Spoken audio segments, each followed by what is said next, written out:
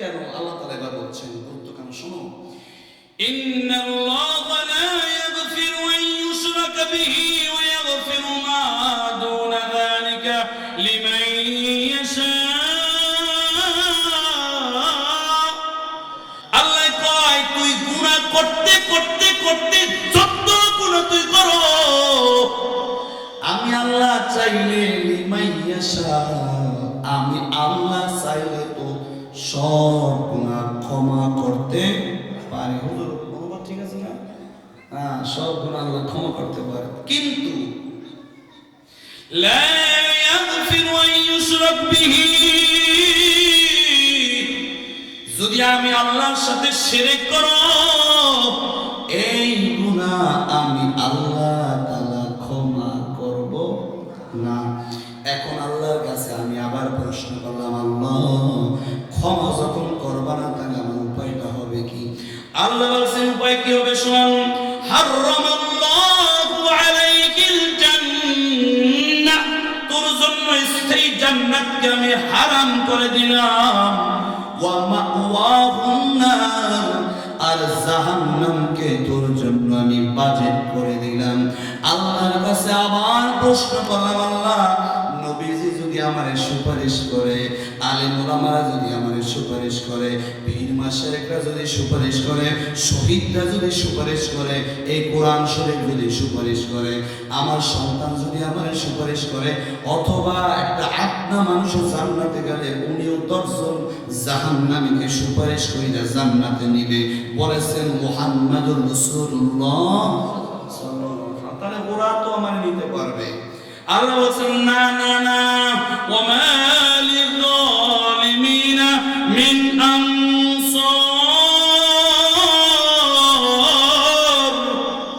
কেউ যে তোর সাহায্য কইরা জান্নাতে নিবে, কেউ যে তোমার সুপারিশ কইরা জান্নাতে নিবে, ওই তারাটাও আমি লাগাইয়া ওই দরজাটা আমি আল্লাহ তাআলা বন্ধ করে দিব।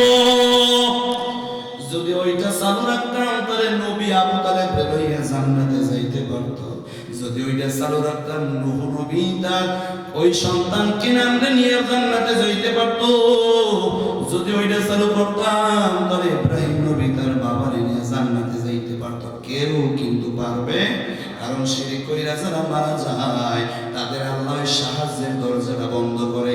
এরপরে আমি আল্লাহর কাছে আবার প্রশ্ন করলাম, ও আল্লাহ এবার আপনি আর একটা কথা বলেন, তাহলে যেদিন শিরক করলাম ওই দিন থেকে তুমি জাহান্নামে দিলা বুঝলাম, তবে আগে যে টুটা ফাটা যে আমল করছে ওই আমলের কারণে তো একদিন জান্নাতে যাব।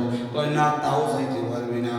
ওয়ালাকাদ উহিয়া ইলাইকা ওয়া ইলাল্লাযীনা মিন ক্বাবলিক লাইন আশরাকতা লায়াহবাতান্না আমালুক ওয়া লাতাকুনান্না মিনাল খাসিরিন। আল্লাহ কয় তুই জীবনে যত আমল করছো লায়াহবাতান্না আমালুক, তোর আমলগুলো আমি নষ্ট করে দিয়েছি, ওয়া লাতাকুনান্না মিনাল খাসিরিন, আর তুই ক্ষতিগ্রস্তের ভিতরে অন্তর্ভুক্ত হয়ে যাবে। কে বলছেন? এখন আপনি বলতে পারেন হুজুর এটা কেমন হয়, 60 বছর ইবাদত করছি, একদিন একটু শিরক করছি, সব নষ্ট হয়ে গেছে, এটা আমার মানতে বড় কষ্ট হয়। এটা প্রশ্ন করতে পারেন। এবার আপনাদের কাছে আমি একটা প্রশ্ন করব, সেটা হচ্ছে আমাদের বাড়ি বরিশাল, মনে করেন আপনার মেয়েটা বিয়ে দিয়েছেন এমন জায়গায় যে জায়গায় গরু লালন পালনের মাজারে মানত করা শিরক। মাজারে মানত করা কি শিরক। এরপরে পূজায় যাওয়া শিরক। যদি আপনার কোনো দায়িত্ব না থাকে, এমনি নিজের স্বেচ্ছায় গেছেন আনন্দ উপভোগের জন্য, শিরক। কোন পূজাকে কেন্দ্র করে যদি কোনো মেলার আয়োজন করা হয়, ওই মেলায় যাইবেন শিরক, খাইবেন শিরক, কিছু আনবেন শিরক, সব শিরক। কোন কবরে মোমের বাতি, আগরবাতি, ছাগল টগল চামান্নত করেন, শিরক। যদি কসম মনে করেন যে আল্লাহর কসম না বললাম, বলছে যে আমি মরা কাঠের উপর বসে কসম করলাম, বা এই হুজুরের মাথার উপর হাত রেখে করলাম, দেখেন এই হুজুরের মাথার উপর হাত রেখে আমি কসম করছি। এই যে আপনি আল্লাহর নাম বাদ দিয়া মাখলুকের নামে কসম করছেন, সব শিরক। এই জন্য এই শিরক করা যাবে বাংলাদেশে যেমন হক্কানি পীর মাশায়েখ আছে, সিনা দরবার, চরমনাই দরবার, কায়সা হুজুর রহমাতুল্লাহ আলাইহির দরবার, সোনাকান্দা দরবার, ফুলতলি দরবার, ফুরফুরা ভারতের দরবার, এমন যেমন হক্কানি পীর মাশায়েখ আছে, আবার বন্ড পীরও আছে, আছে না? তারা শিক্ষা দেয়, কি শিক্ষা দেয়? কেরামান কাতিবিন রোজ হাসরের দিন মাওলার দরবারে যদি করে অভিযোগ, আমি বলবো দুনিয়ায় ছিলাম কিল্লা বাবার লোক। নাউজুবিল্লাহ বলবেন না? মানে ওরা বুঝাইতেছে যে কেল্লা বাবার মুরিদ যদি হওয়া যায়, মাগার জান্নাত ঠেকায় কিনা। আমরা শিরকের বিরুদ্ধে ওয়াজ কইরা মানুষদেরকে তাওহীদের দিকে ডাকতেছি, আর ওইগুলাই তাওহীদপন্থী লোকগুলা নিয়ে শিরকের পোটলা ডরাইয়ে বাড়ি ফেরত দেয়। বাবাজি আমার, মনে করেন আমার হাতে 10টা চকলেট, 10টা চকলেটের দাম 20 টাকা। বলেন তো ভাই কয় টাকা? 20 টাকা। এখন ছোট্ট যারা 2 বছর 2.5 বছর বয়স, ওদেরকে যদি আমি 10টা চকলেট এক হাতে দিই আর 1000 টাকা একটা নোট এক হাতে দিই, যদি বলি তুমি কোনটা নেবা, ও কোনটা নেবে বলেন তো? ও তো বোঝে না যে ওই 1000 টাকা দিয়ে আমি 500টা চকলেট পাবো, ওইটা নিয়ে এই বুঝোর আছে না। ও বুঝবে যে 10টা চকলেট খাইলে কি মজা পাবো, এতটি চকলেট দেবে কি, ওই কাগজ কাগজ নিয়ে কি করব। ঠিক তদ্রুপভাবে এই বন্ডদের দরবারে যায় বেশিরভাগ জেনারেল শিক্ষিত, আর মূর্খগুলা কিচ্ছু বোঝে না, আর শিরক দিয়া মুশরিক বানাইয়া জাহান্নামী বানাইয়া ওই জায়গাতে ফেরত দেয়। ঠিক কিনা বলেন?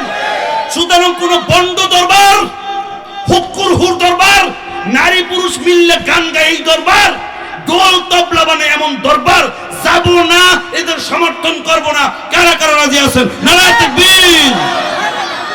আল্লাহ যেন কবুল করে বলি আমিন। কত বড় ভণ্ড চিন্তা করছেন? এক ভণ্ড এইভাবে বলে, হস্ত আর পদ করোনা দৌত, চক্ষু করুন তোমার নাসিকা। আরে মন পরিষ্কার হইলে রে ভাই ওযুর দরকার লাগে না। ও বিনা ওযুতে আর মুরিদ নামাজ পড়ায়, আমি এমন ওযু করাই দিছি, ওই ওযু মানে এমন ওযু মৃত্যু পর্যন্ত ওযু করতে লাগবে না, এখন তুমি মাঝে মাঝে একটু করতে পারো, ওটা তোমার ব্যাপার। এইভাবে মুশরিক বানাইয়া পাড়াই দেয়। আল্লাহ রাব্বুল আলামিন এই বন্ড জাহেল থেকে 15-20টা থাকে আংটি, নামাজ নাই, রোজা নাই, কিচ্ছু নাই, ওযু নাই, গোসল নাই, সালার শট মাঝে মাঝে পড়ে, মাথায় থাকে জট, এবার মদও খায় মাঝে মাঝে, নারী নাই, পুরুষ নাই, মাহরাম নাই, গৈরে মাহরাম, যা মন চায় সেইটা করে, আর কয় মোরা আল্লাহর ওলির মুরিদ। সমাজে দুইটা দেখেন না চোখে? আল্লাহ রাব্বুল আলামিন এই জাতিটারে বুঝদান করুক বলি আমিন।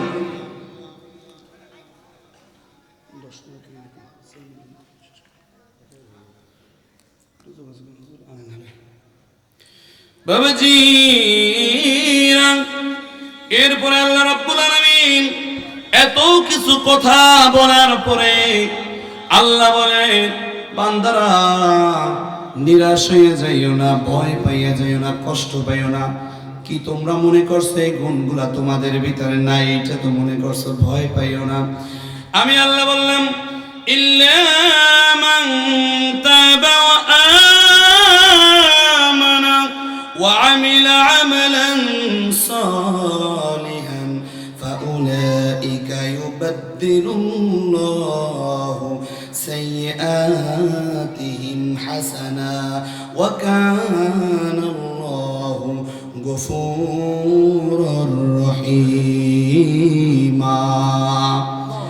আল্লাহ রাব্বুল আলামিন বলেন, ভয় পাইস না, তওবার মতো যদি তওবা করতে পারো, তওবা করে কয় মরণের সময় পড়তে হবে আস্তাগফিরুল্লাহ রাব্বি মিন কুল্লি যামবি ওয়া আতুবু ইলাইহি লা হাওলা ওয়ালা কুওয়াতা ইল্লা বিল্লাহ। তওবা হয়ে গেছে, তাই না? আরে না ভাই, উঠেছেন কেন? কষ্ট হয়ে বেশি, আমি ছেড়ে দেব, 5 মিনিটের মধ্যে ছেড়ে দেব। তওবা 3টা শর্ত। কয়টা শর্ত? মনে করেন নামাজ পড়ি না, রোজা রাখি না, হজ করি না, যাকাত দিই না, ওগুলো আল্লাহর সাথে করছি, আল্লাহর সাথে তওবা করতে হবে।